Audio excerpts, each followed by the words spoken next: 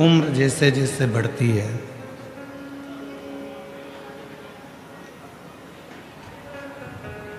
दो चीजें कम होती चली जाती है। उम्र बढ़ेगी और दो चीजें कम होती चली जाएगी। एक, उम्र बढ़ने पर छोटे छोटे जो अक्षर होते हैं वो कम दिखते हैं।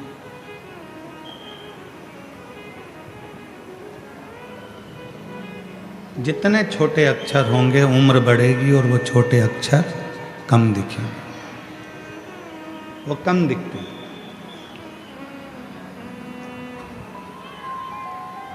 और उम्र जैसे जैसे बढ़ती है वैसे वैसे सुनाई भी कम देने लगता है,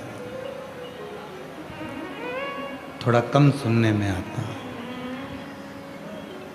दो चीजें हैं। शिव महापुराण की कथा कहती है जैसे जैसे उम्र बढ़ती है वैसे वैसे दो चीजें हो जाती हैं। एक, छोटे छोटे अक्षर दिखते नहीं हैं, और दूसरा, थोड़ा कानों से कम सुनाई देता। क्यों, किस लिए? और ये प्रसंग केवल आपका और हमारा नहीं है। ये प्रसंग केवल आपका और हमारे तक सीमित नहीं है। ये प्रसंग है स्वयं माता सती और भगवान शिव का। ये प्रसंग है माता सती और भगवान शंकर का।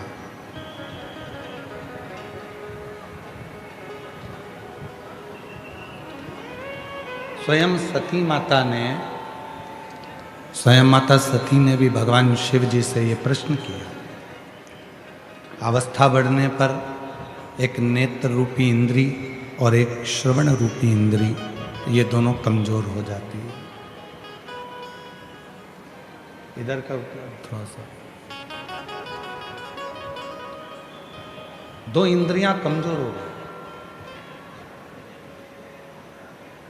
एक इंद्री है नेत्र, दूसरी इंद्री है श्रवण। थोड़ा आवाज बढ़ाओ भाई, इधर की उधर की दोनों साइड। दो इंद्रियां, एक इंद्री है नेत्र की और दूसरी है श्रवण की। ये दोनों जो इंद्रियां हैं, स्पीकर की आवाजें बढ़ाओ, चोंगे की आवाज बढ़ाओगे तो रिटर्न खींच के आएगा। स्पीकर ऑन बढ़ाओगे तो लोगों तक आवाज पहुंचेगी। दो इंद्रियां हैं, वो दोनों इंद्रियां कुछ शिथिल हो जाती हैं। एक इंद्री है नेत्र और दूसरी इंद्री है हमारे श्रवण। माता सती ने भगवान शिव से संवाद करते हुए प्रश्न किया कि मानव देह में ये दो इंद्रियां उम्र बढ़ने पर अपना काम कम करती हैं, उसका कारण क्या? तो भगवान देव अधिदेव महादेव ने जो कहा माता सती से, सारी दुनिया को, संपूर्ण विश्व को ये बात अपने स्मरण में रखना चाहिए। शिव जी कहते हैं, सती, नेत्र से छोटे छोटे अक्षर उम्र बढ़ने पर दिखाई नहीं देते। शिव कहते हैं, जब बहुत उम्र तुम्हारी बढ़ने लगे तो घर में रहने वालों की छोटी छोटी गलतियों को क्षमा करना प्रारंभ कर दीजिए।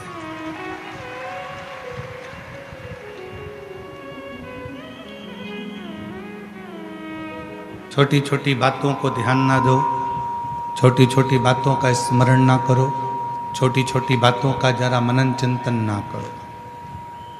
हो गया कोई छोटी मोटी गलती अगर हो गई है तो वो छोड़ो।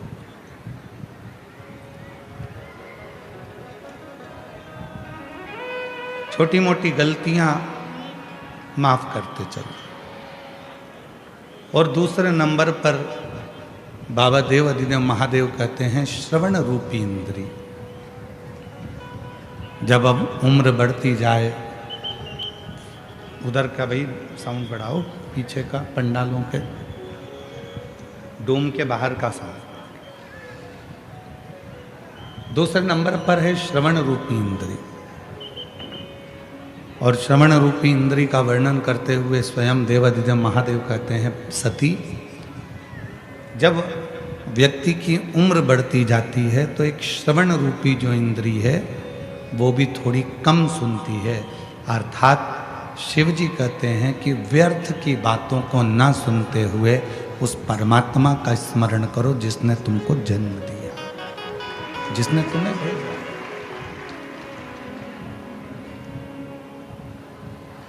और नेत्र दिए रे तूने दाता बन के, नेत्र दिए रे तूने दाता बन के, कभी नहीं दर्श कियो दयालु मैंने अवगुण बहुत कियो। ये नेत्र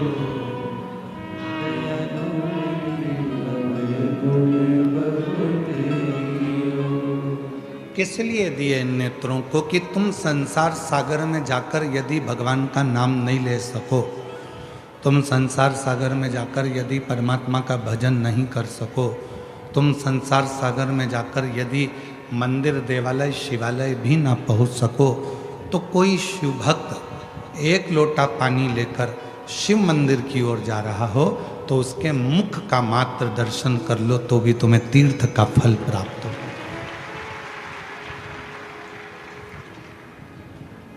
त्रिवेणी, शिव महापुराण में 3 त्रिवेणी का स्मरण किया गया। त्रिवेणी की 3 बातें कही गई शिव महापुराण। प्रयागराज कौन कौन गया है? हाथ उठाओ जरा जो प्रयागराज गए। 3 त्रिवेणी है ना वहां पे, 3 नदियां कौन कौन सी? गंगा, यमुना, सरस्वती, त्रिवेणी। पर वेदव्यास जी ने तो शिव महापुराण की विद्येश्वर संहिता के 17 नंबर अध्याय में त्रिवेणी का वर्णन कर दिया।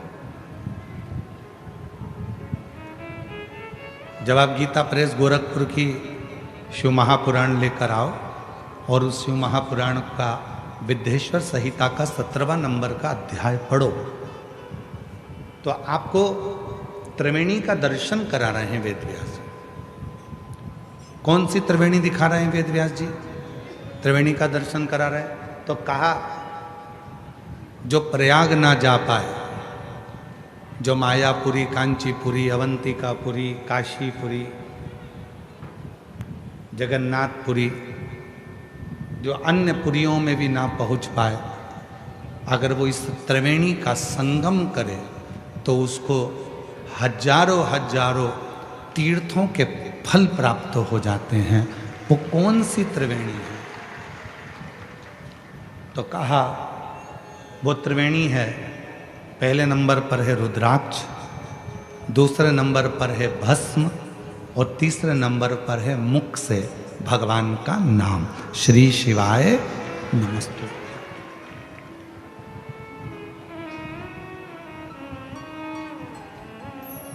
ये त्रिवेणी है।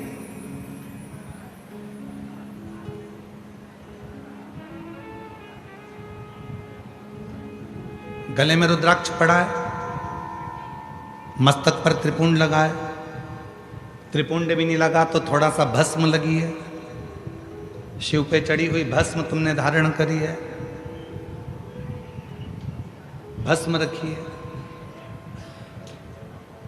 एक नंबर पर है रुद्राक्ष, दूसरे नंबर पर है भस्म और महाराज तीसरे नंबर पर है भगवान शिव का नाम, भगवान का नाम उच्चारण,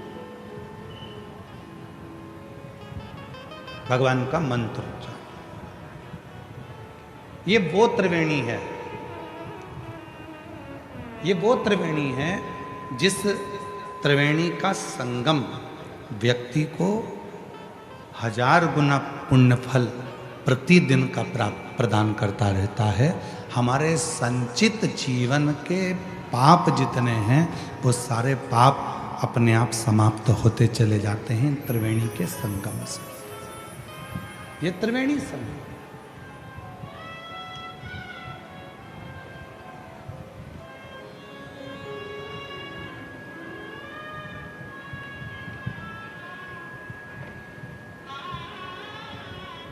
जब आप लोग, संपूर्ण दुनिया के लोग जब भगवान शंकर के मंदिर में एक लोटा जल चढ़ाने के लिए जाते हैं तो त्रिवेणी का स्नान रोज होता है। गले में रुद्राक्ष पड़ा हुआ है, मुख से शिव जी का नाम निकल रहा है, और भगवान शंकर के मंदिर में जाकर जब हम शीश झुकाते हैं, नमन करते हैं, तो वहाँ की रज, वहाँ की भस्म, वहाँ का मिट्टी हमारे मस्तक पे लग जाती है। तो त्रिवेणी का संगम रोज प्रतिदिन इस शरीर से होता है, इस प्रतिदिन हो रहा है। अब कोई कहे कि मैं प्रयाग जाकर नहीं आया, कोई कहे कि मैंने प्रयाग का स्नान नहीं करा, कोई कहे कि मैं तीर्थ नहीं गया, कोई कहे कि मैंने ना मायापुरी गया, ना कांचीपुरी गया, ना कहीं अवंतिकापुरी गया, ना मैं कहीं मथुरापुरी, ना अयोध्यापुरी गया, मैं किसी पुरी में नहीं गया। तो शिव महापुराण की कथा कहती है, अगर तुम्हारे गले में रुद्राक्ष पड़ा हुआ है और तुम शिव जी का नाम निरंतर मुख से उच्चारण कर रहे हो और शंकर पर लगी हुई थोड़ी सी भी भस्म तुम अपने मस्तक पर लगा रहे हो, तो याद रखना कि तुम्हें सारे तीर्थों का पुण्य फल अपने घरों में ही प्राप्त हो जाए। सारे तीर्थों का फल अपने घर में ही प्राप्त हो जाए। अपने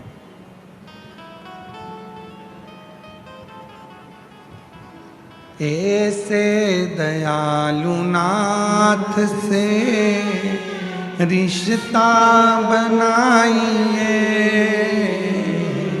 ऐसे दयालु नाथ से रिश्ता बनाइए, मिलता रहेगा आपको जो कुछ भी चाहिए,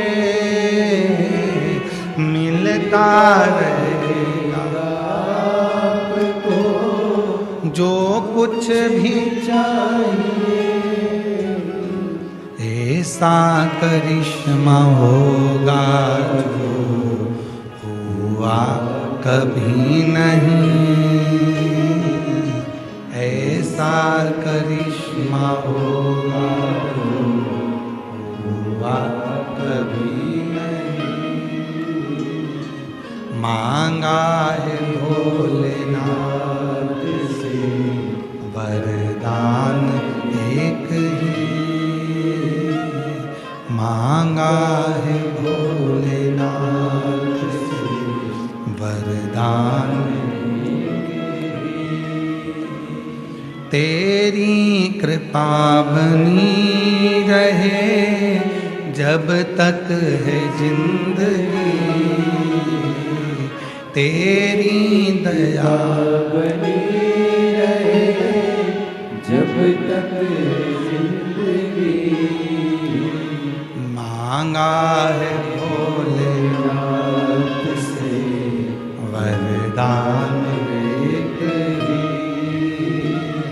मांगा है भोलेनाथ से वरदान। शिव कृपा से, भगवान शंकर की करुणा से, शिव की उदारता से प्रतिदिन त्रिवेणी का स्नान, प्रतिदिन।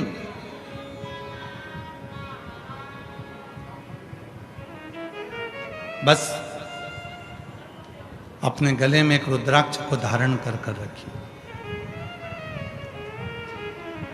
मुख से श्री शिवाय नमस्तुभ्यम कहते रहिए।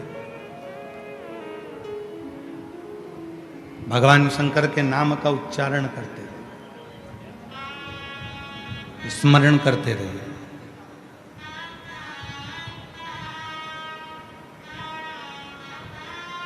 नेत्र, श्रवण, जिह्वा, शरीर की इंद्रियां, ये सब शिव को समर्पित करें। आज का व्यक्ति एक लोटा जल लेकर मंदिर जा रहा है। आज का व्यक्ति ये शरीर लेकर मंदिर जा रहा है, पर आज का व्यक्ति मन लेकर मंदिर में नहीं पहुंच पा रहा। जिस दिन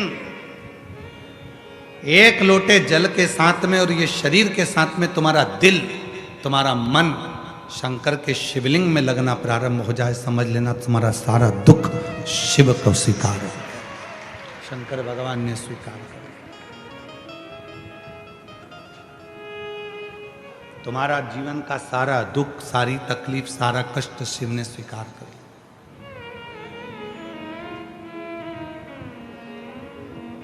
शिव स्वीकार कर, मन नहीं जा पा रहा, मन पहुंच नहीं पा रहा।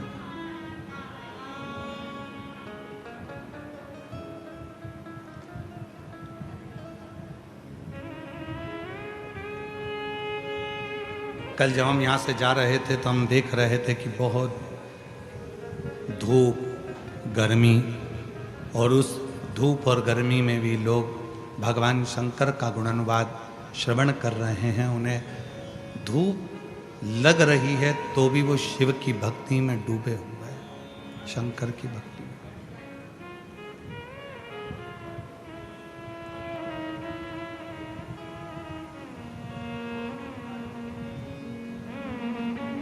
शिव की स्वीकृति,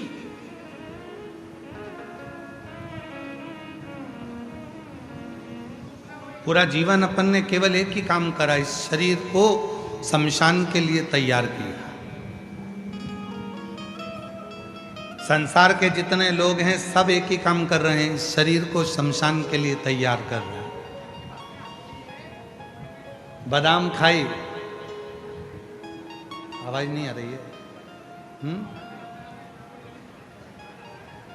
ये पंडाल में आवाज नहीं है।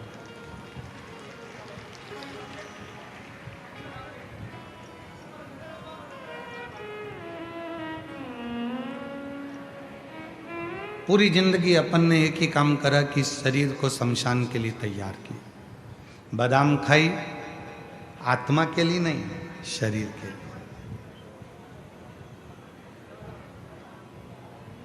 पान गुटखा खाया, आत्मा के लिए नहीं, शरीर के लिए, इंद्रियों के लिए। एक से बढ़कर एक ब्रांडेड कपड़े पहने, आत्मा के लिए नहीं, शरीर के लिए। ब्यूटी पार्लर में जाकर तैयार भी हुए, आत्मा के लिए नहीं, शरीर के लिए। 100 रुपए का साबुन से नहा रहे हो, आत्मा के लिए नहीं, शरीर के लिए। 150 रुपए का क्रीम लाके लगा रहे हो, आत्मा के लिए नहीं, शरीर के लिए। जरा सा शरीर में घाव हुआ, दवाई ली, शरीर के लिए, आत्मा के लिए। कितना संभाल संभाल के इस शरीर को रखा, किसके लिए? शमशान के लिए। किसके लिए? इस शरीर को उस शिव तक लेकर जाने के लिए। नहीं आ रही? आ गई? आवाज नहीं आ रही है? इस शरीर को शमशान तक ले जाने के लिए बहुत कुछ किया। एक निवेदन इस व्यासपीठ से करूं संपूर्ण जगत को, संपूर्ण शिव के श्रोताओं को, भगवान शंकर के भक्तों को, कि इस शरीर को शमशान तक ले जाने के लिए बहुत प्रयास किया। बादाम खिलाई, काजू खिलाया, भोजन कराया, चाउमीन, बर्गर, पिज़्ज़ा, बड़ा पाव, रोटी, सब्जी सब खिलाया। इस शरीर को खूब मजबूत बनाया। आखिरी में ये शरीर शमशान तक गया। निवेदन है, शरीर शमशान तक जाए उससे पहले इस आत्मा को परमात्मा तक भेजने का प्रयास करें। आत्मा परमात्मा तक जाए। और जिस दिन ये आत्मा परमात्मा तक जाने का प्रयास करेगी, उस दिन शरीर तुम्हारा कैसा भी हो, शिव उसको स्वीकार कर ले। आवाज नहीं जा रही है भाई, आप लोगों को बोल दिया 2 बार 3 बार उधर पीछे, आवाज बढ़ाइए। शरीर कैसा, शिव शरीर नहीं देख रहे हैं, शिव आत्मा, तुम्हारा चित्त, तुम्हारा मन, तुम्हारे विचार, तुम्हारी सोच देख रहे हैं। शिव जी ने जब माता पार्वती को अपनी अर्धांगिनी बनाने का निर्णय लिया था, तब पार्वती बहुत सुंदर नहीं दिख रही थी। थोड़ा ध्यान देना कथा पर, पार्वती जी सुंदर नहीं दिख रही थी। एक लड़का लड़की को देखने के लिए जाता है तो लड़की पहले सबसे पहले तैयार होकर आती है, फिर लड़के के सामने जाती है, ससुराल वालों के सामने जाती है, क्योंकि उसको शादी पक्की कराना। पूरी दुनिया की पहली शादी थी जिसमें शंकर भगवान पार्वती जी को जब पहली बार पसंद करने के लिए जा रहे हैं, तब पार्वती कोई पार्लर में नहीं गई है, कोई श्रृंगार नहीं किया है। पार्वती जी सूखे पत्ते खाती खाती खाती खाती तप करती करती पूरा शरीर काला पड़ गया था, हड्डी हड्डी नजर आ रही थी, मांस तो दिख ही नहीं रहा था, शरीर का पूरा शिथिल हो गया था, पूरा शरीर काला पड़ गया था। माँ पार्वती का नाम अर्पणा हो गया था, और अर्पणा मतलब पूरा शरीर सूखे हुए पत्ते की तरह हो गया, पूरा शरीर सूखा पत्ता।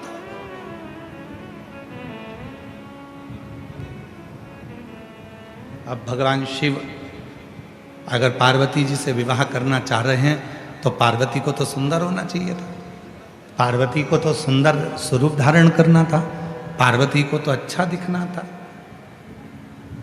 पर पार्वती जी सुंदर नहीं दिख रही हैं, पार्वती जी सूखे पत्ते की तरह अर्पणा हो गई।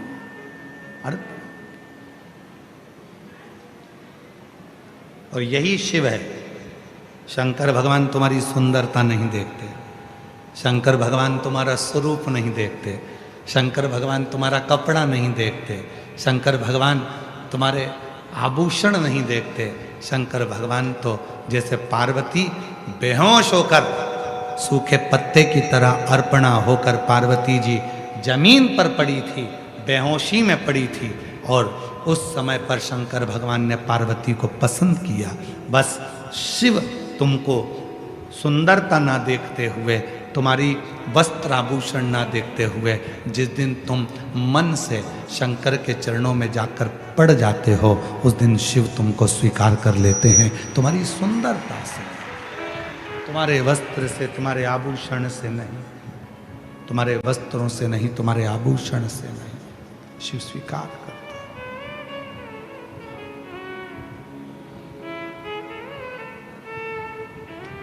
वो तुम्हारे वस्त्र या आभूषण से सुख नहीं पा रहा।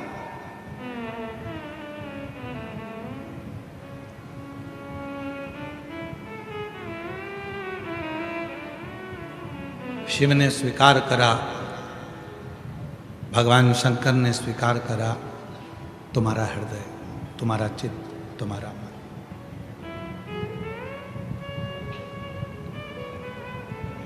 कितना बड़ा मंदिर बनाना चाहिए भगवान को रखने के लिए? शिव महापुराण में यह नहीं लिखा है, स्कंद पुराण में भी यह नहीं लिखा कि शंकर जी को बिठाने के लिए मंदिर कितना बड़ा चाहिए।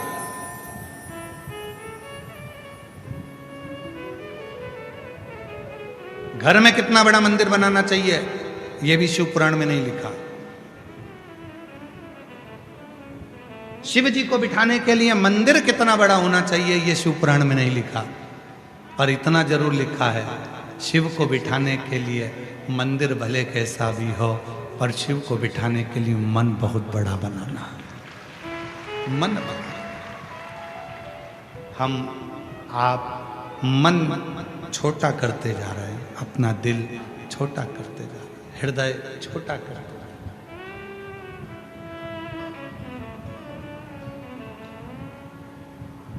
और तेरी पूजन को भगवान बना मन मंदिर आलीशान। तेरी पूजन को भगवान बना मन मंदिर आलीशान। बना मन मंदिर आलीशान। बना मन मंदिर आलीशान। बना मन मंदिर आलीशान। बना मन मंदिर आलीशान। तेरी पूजन को भगवान बना मन मंदिर आलीशान। तेरी पूजन को भगवान बना मन मंदिर आलीशान। ये नहीं कहा मंदिर कितना बड़ा हो, ये नहीं कहा कि शिव को पाने के लिए कितना बड़ा घर में मंदिर हो, मन बड़ा हो। आज घर में मकान तो बड़ा हो गया, कमरे भी बड़े हो गए, बिल्डिंग भी बड़ी हो गई, मकान बड़ा हो गया, गाड़ी बड़ी हो गई, कमरे बड़े हो गए, बाथरूम बड़ा हो गया, किचन बड़ा हो गया, रसोई घर बड़ा हो गया, लॉन बड़ा हो गया, गार्डन बड़ा हो गया, हॉल बड़ा हो गया, पलंग बड़ा हो गया, भोजन करने की टेबल बड़ी हो गई, श्रृंगार करने की टेबल बड़ी हो गई, बर्तन बड़े हो गए, पर दिल छोटा होते चले गए, मन छोटा होते चले गए।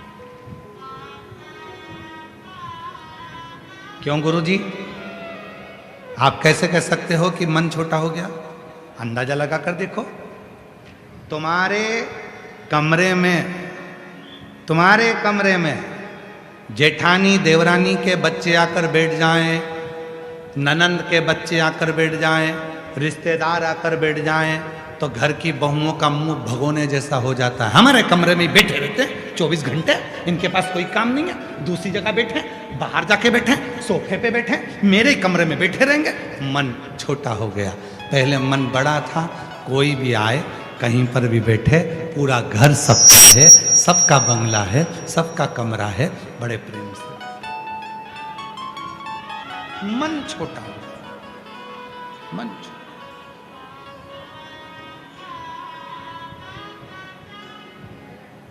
बहुत छोटा हो गया।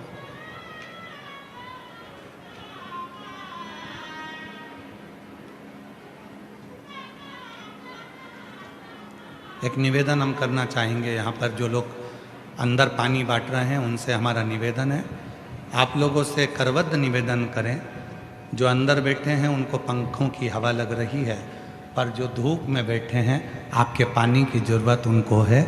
आप पानी, जो धूप में बैठे हैं, पंडालों के बाहर बैठे हुए हैं, टेंटों में बैठे हुए हैं, आपसे निवेदन है, अंदर वालों आपके पास पानी है कि नहीं है? जम के बोलो जरा, ठीक है? कोई दिक्कत तो नहीं है?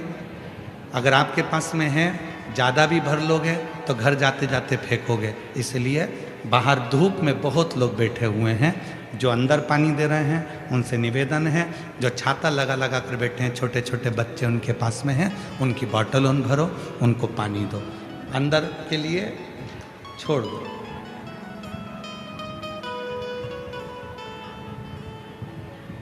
मन और मसान तो कभी नहीं भराता, कोई ला कर देगा तो तुम अपनी बोतल दे ही दोगे, और भी भर दो, लो, भले वो आधी से ज़्यादा भरी है पर और डाल दो, क्योंकि मन नहीं भराता ना, वो रान दो, वो रान दो, वो रान दो, मन तो भराता नहीं, तो वो बाहर समझो।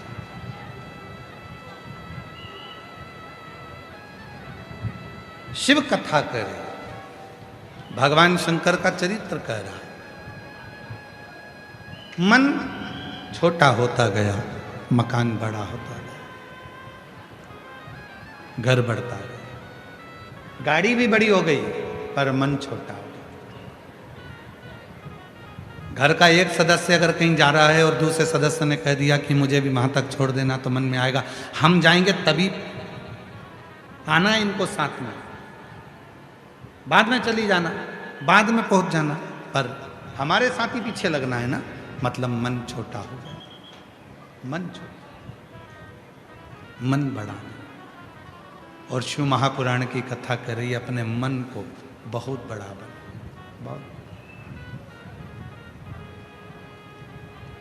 मेरे भोले तेरा सहारा है, मेरे भोले तेरा सहारा है, मेरी नैया का तू किनारा है, मेरी नैया का तू मेरे बाबा तुझे पुकारा है, मेरे बाबा तुझे पुकारा है, मेरी नैया का तू किनारा है, मेरी नैया का तू मन को बड़ा बना, मन। एक संवाद आया है बड़ा सुंदर शिव महापुराण का, चंद्रशेखर चंद्रमौली शिव महापुराण की कथा जो भूसावल में चल रही है, उसका बड़ा सुंदर एक संवाद है। एक बार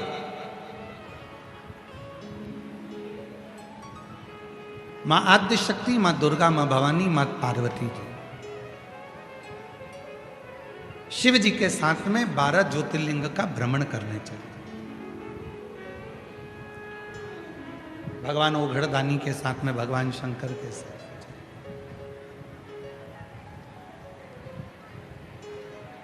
और शिव जी के साथ में मां आद्य शक्ति, मां जगत जननी दुर्गा भवानी जब 12 ज्योतिर्लिंग का स्मरण करने के लिए महाकाल वन में गई, महाकाल वन में जाने के बाद में फिर नंदन वन में गई, नंदन।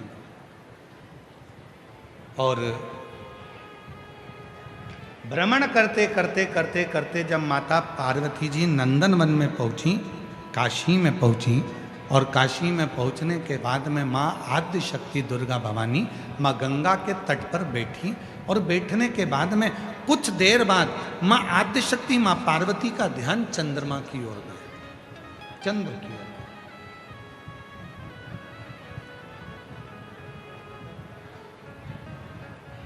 माता पार्वती का ध्यान गया चंद्रमा की ओर। हो जाता है कोई काया सफ़ेद पड़ गई, कोई चमड़ी काली पड़ गई, कहीं दाग पड़ गया, और वो काया का रोग यदि मिटता नहीं है तो हमने पहले भी एक बार कहा था, फिर कहते हैं, जैसे हरी दूबा होती है, दूब देखिए आप लोगों ने, जम के बोलो जरा, दूबा देखिए गणेश जी को चढ़ती है, क्या बोलते हैं उसको?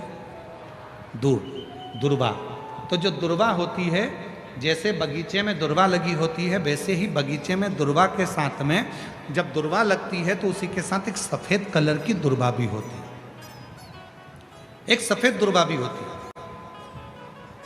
यदि शरीर में कोई चर्म का रोग हो गया, कहीं घाव पड़ गया, वो सूख नहीं रहा, कोई चमड़ी का रोग पड़ जाता है, कोई चर्म रोग पड़ जाता है, तो भगवान शंकर को सोमवार की अष्टमी के दिन दुर्वा चढ़ाई जाती है, और वो सफ़ेद दुर्वा को उठाकर चंद्रमा की रोशनी में, जब चंद्रमा को एक टकटकी देखते हुए उस चंद्रमा की रोशनी में उस दुर्वा को चबा चबा कर यदि खाया जाए तो शरीर का कैसा भी रोग होता है चर्म का, वो धीरे धीरे समाप्त होना प्रारंभ हो जाता है।